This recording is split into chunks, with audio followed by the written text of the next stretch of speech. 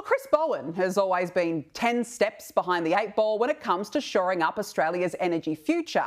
After 3 years of demonising gas and dismissing the need for the energy resource in favour of the renewables-only fantasy, well, it seems he's had some sort of an epiphany, a light bulb moment.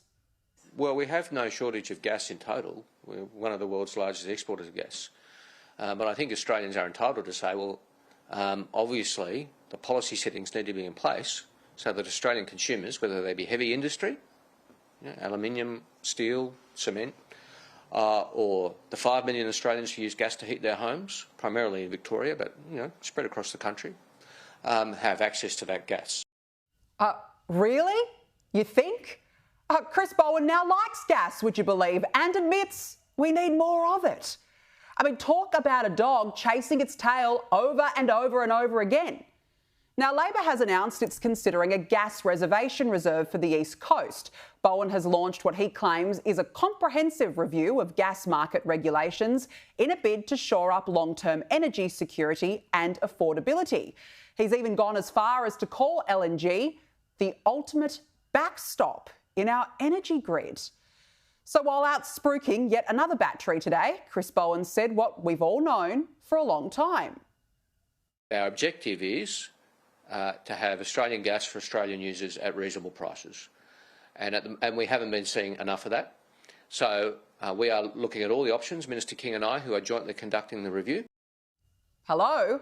The Australian Energy Market Regulator has long been warning that the East Coast could run out of gas by 2026. And that is despite us being the second biggest exporter on LNG. And at the moment, we export about 80% of what we produce here. We need to bring down prices and shore up supplies. And it's only now that Chris Bowen has had a light bulb moment and wants to hold a 6-month review into how we can utilise the resource that we're literally jumping on in this country. Now, a gas reservation scheme was, of course, a key policy of the coalition at the election to force gas producers to keep more gas onshore for domestic use, which Labor, at the time, dismissed as a joke. There are really three problems. I'll be very brief, but there are three big problems with this gas reservation, which is a reheated microwave Morrison policy. They've taken a Morrison policy and reheated it in the microwave. That's problem number one. Does it open up a discussion for bigger reform, such as raising the GST, indexing tax brackets, or even the coalition's gas reserve policy on the East Coast? Well, I think firstly the coalition's policy was a joke.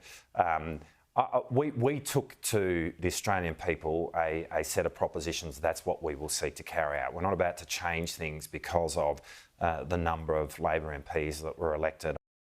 Well, hardly a joke. We are running out of gas. Labor's obsession with its renewables-only fantasy is plunging us into this oblivion.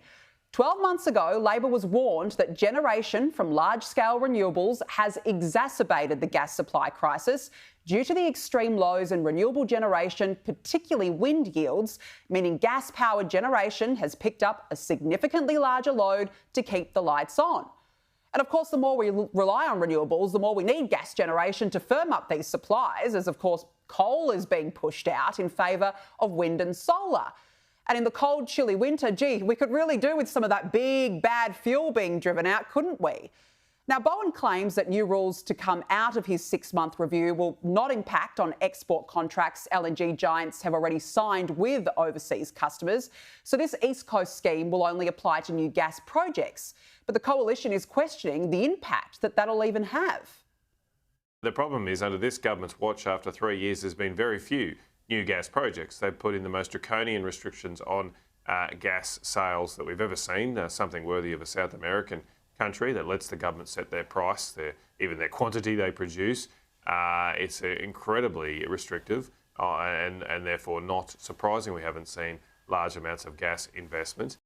And so Labor's clearly had a stunning change in attitude on gas following the approval of Woodside's North West Shelf extension in WA in May, despite having dug its heels in. Now this, of course.